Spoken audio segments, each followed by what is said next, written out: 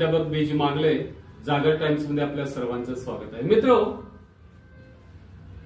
आज मराठवाडा मुक्ती संग्राम दिन. या पार्श्वभूमीवरती मनोजदादा जरांगे पाटील आणि आपल्या मराठा आरक्षणाचा फार मोठा जवळचा संबंध आहे.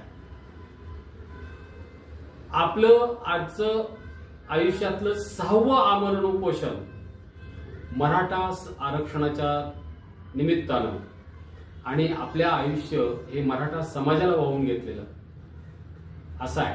काय संबंध आहे नेमका निजामाच्या या मराठ्यांच्या आरक्षणाशी? तो म्हणजे त्यांच्या गॅझेटियर संदर्भात आहे. मित्रो, नेमका संदर्भ असं सांगता येईल 1909च्या निजामाचं गॅझेटियर जे आहे ते मराठा समाज हा मूलतः कुणबी आहे याचा ठोस पुरावा म्हणून आहे.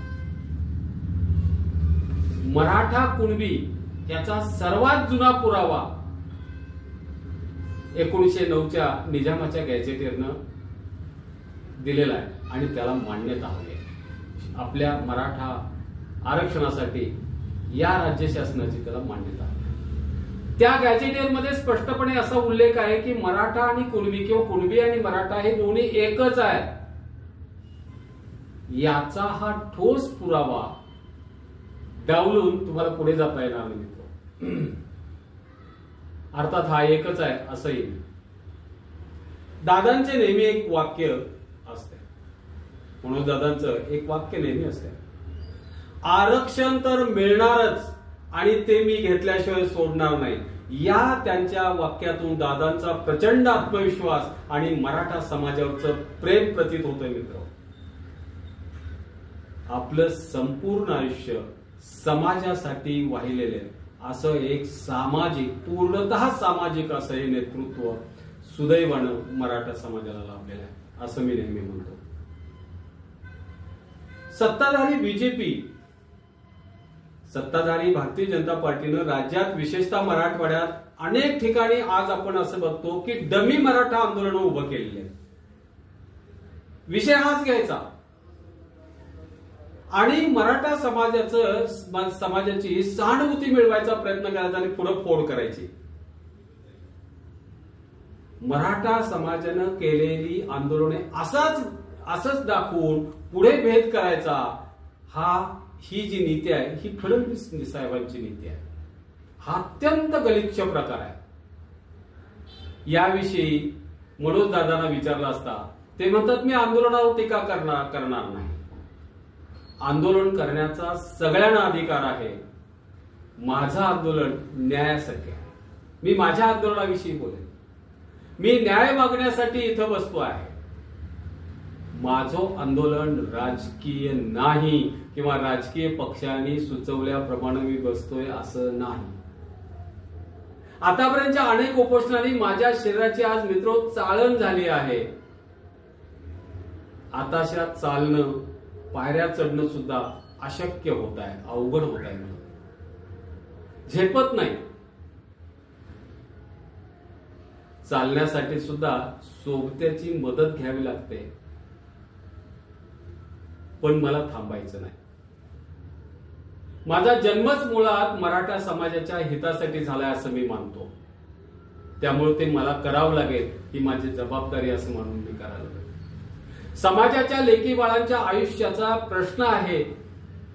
त्यांना न्याय हक्क मिळवून द्यायचा आहे आणि तो इतिहासात मी मिळवून देणार हे ते सांगताय. हेच माझ्या आयुष्याचं ध्येय आहे. या ध्येयाच्या आड येणाऱ्या प्रत्येकाला मी सोडणार नाही. या न्याय मागणीच्या आड येणाऱ्या सगळ्यांना माझा विरोध निश्चित असेल आणि तोही घटनात्मक पद्धतीनं मी करेन. या विरोधाचं प्रमुख ठिकाण, उगम जो आहे तो देवेंद्र फडणवीस. ते नेहमी डाव टाकतात मराठा समाजाच्या विरोधात. मराठ्यांच्या विरोधात उभे करतात. ओबीसी बांधवांना मराठ्यांच्या विरोधात आंदोलन करायला लावतात, त्यांना उभं करतात. मराठ्यांच्या मुळे तुमचं आंदोलन जाईल असं म्हणतात, कमी होईल म्हणतात. हे सगळा ते भ्रम निर्माण करतात. मराठा समाजावर हा अन्याय तेच करतात, तेच द्वेष करतात. माझ्या आयुष्याचं अंतिम ध्येय हे मराठा समाजाचं भलं असल्यामुळं ते माझे साहजिकच द्वेष करतात. हे मला तुम्हाला सांगायचं आहे. माझ्या आयुष्यात जीवात जीव असे तोपर्यंत, मराठा दादा मनोज दादा म्हणतात, माझ्या जीवात जीव असे तोपर्यंत मी समाजाचं काम करतच राहणार आणि माझ्या समाजानं राजकारणात वाहत जावे हेही मला मंजूर नाही. किती समाजाप्रती त्यांची ध्येय त्यांचं किती चांगलं आहे बघा. मनोज दादांनी आता आमरण उपोषण करू नये अशी सगळ्या मराठा बांधवांची इच्छा होती. का होती? त्याला कारण हे त्यांची तब्येत. सगळ्या समाजाला त्यांच्या तब्येतीची, आरोग्याची काळजी आहे मित्रो. मराठीत एक म्हण आहे, सर सलामत तो पगडी पचास. स्वातंत्र्यानंतर एवढ्या मोठ्या प्रमाणात समाजाचं संघटन करणारा आणि योग्य मार्गदर्शन करणारा अत्यंत प्रामाणिक आणि पारदर्शी नेता समाजाला मिळालाय. तो आम्हाला हरवायचा नाही अशा सगळ्या समाजाची भावनिक इच्छा आहे मित्र.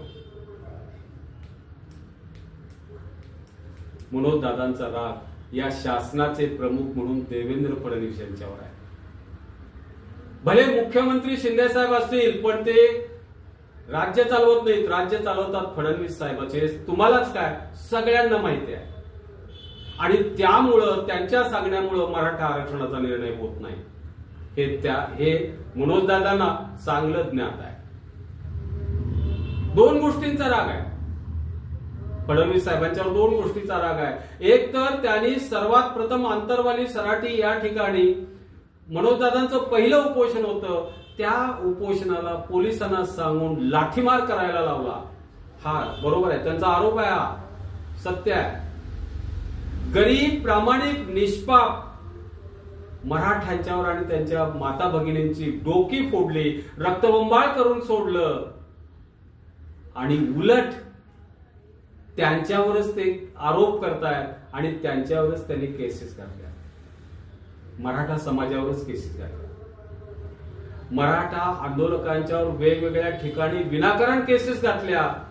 याला जबाबदार देवेंद्र फडणवीस साहेबांनी त्यांचं पोलीस खातं आहे.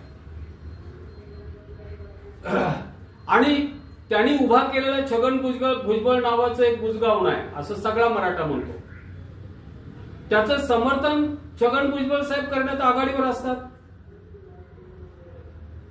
मराठा आरक्षण विरोधासाठी देवेंद्र फडणवीस साहेबांनी उभा केलेला, स्वतः अडचणीत असणारा आणि त्यासाठी सुटण्यासाठी फडणवीस साहेबांच्या पायावर पाय ठेवणारा, पायावर डोकं ठेवणारा असा हा राजकारणी, असंच वर्णन त्याचं नेहमी सगळेजण करतात. हा नेता फडणवीस साहेबांच्या प्रत्येक कृतीचं समर्थन करताना आपल्याला दिसून येतो. आहे मात्र एनसीबी अजितदादांच्या गटात. फडणवीस साहेबांना त्यांना ईडीच्या केसेस मधून बाहेर काढलं हे त्यामुळं की उपकार त्यांचं जाणून.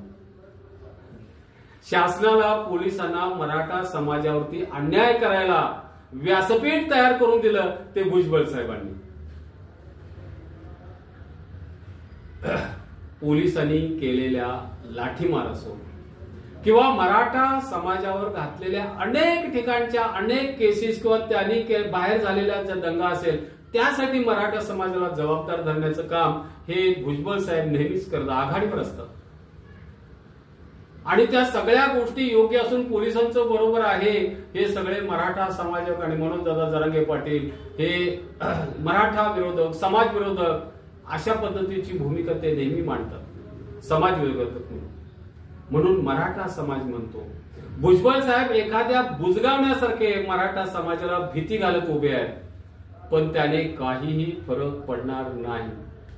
ना मराठे भीतील ना मनोज दादा जरांगे आपला न्याय्य मार्ग बदलतील किंवा सोडतील. म्हणून या सर्व अन्यायाचं मूळ देवेंद्र फडणवीस साहेबांच्या ठिकाणी आहे हे वारंवार मनोज दादा सांगत असतात. मित्र, राज्यातील विधानसभा निवडणुका काही दिवसावर येऊन पोहोचलेल्या आहेत. खरं तर निवडणुका आतापर्यंत व्हायला हव्या होत्या, पण सत्तेवरील फडणवीस साहेब आणि त्यांचे जे मित्र पक्ष आहेत त्यांना आपण पुन्हा सत्तेवर येऊ याची खात्री नसल्यामुळं ते निवडणुका पुढं ढकलतायत.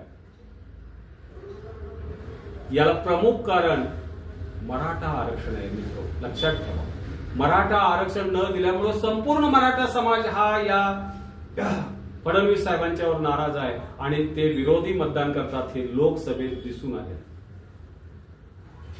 मराठा आरक्षणाविषयी पत्रकारांनी काही प्रश्न विचारला असता.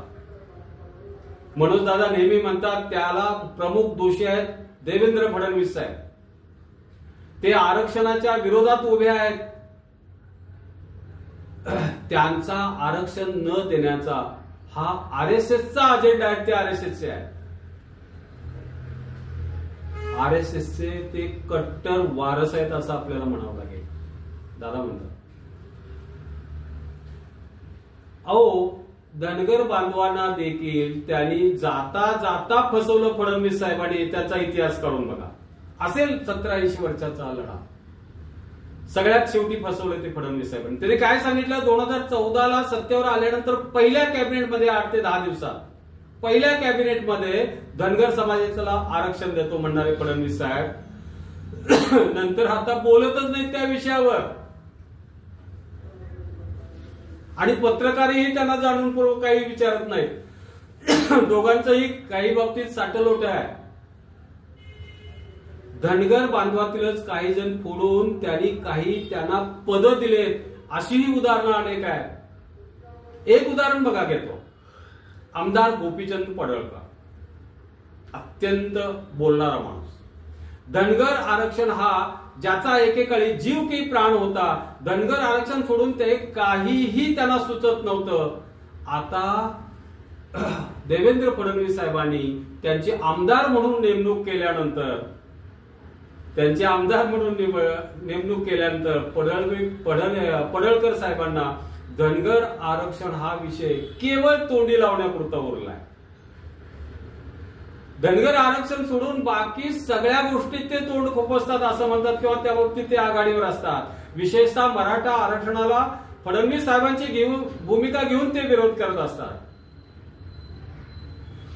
इतकंच काय, हे आमदार महोदय स्वतःच्या आंदोलनकर्त्या धनगर समाजाला शांत करायचंही काम इमानी इतबारे करतात. वा, म्हणजे देवेंद्र फडणवीस साहेबांची किती प्रामाणिक आहेत बघा ते. आता पडळकर साहेब, या पडळकर साहेबांना तर मनोज दादा जरांगे पाटलांनी धनगर बांधवांच्या आरक्षणासाठी किंवा आरक्षणाच्या लढ्यामध्ये तुम्ही पडू नये असं त्यांना प्रामाणिक वाटत असतं. कारण त्यांची लबाडी उघड होत असते. किती हुशार आहेत बघा. अशीच परिस्थिती, धनगर आरक्षणासारखीच परिस्थिती मराठा आरक्षणाची देतील करायचा प्रयत्न फडणवीस साहेब आहेत. या मराठा समाजातल्या अनेकाला त्यांनी आमदारही केले. त्यासाठी मराठा आरक्षणाच्या विरोधात सगळे मराठा नेत्यांना त्यांनी चिडीचूप बसवलंय. एवढंच काय, राजेंद्र पाटलांच्या सारखे काही आमदार अप्रत्यक्षपणे मराठा आरक्षणाच्या विरोधात उठून बसवले. मराठा समाजाची सहानुभूती मिळवायचा प्रयत्न केला याच विषयासाठी. पण ही चाल मराठा समाजाच्या आणि मनोज दादांच्या लक्षात यायला वेळ लागला नाही मित्र. त्यामुळं या राजकीय घटनेचा मनोज दादांच्या समोर टिकाव लागला नाही. ना मराठा समाजानं हे ओळखलं नाही किंवा मनोज दादांनी ओळखलं नाही, असं घडलं नाही.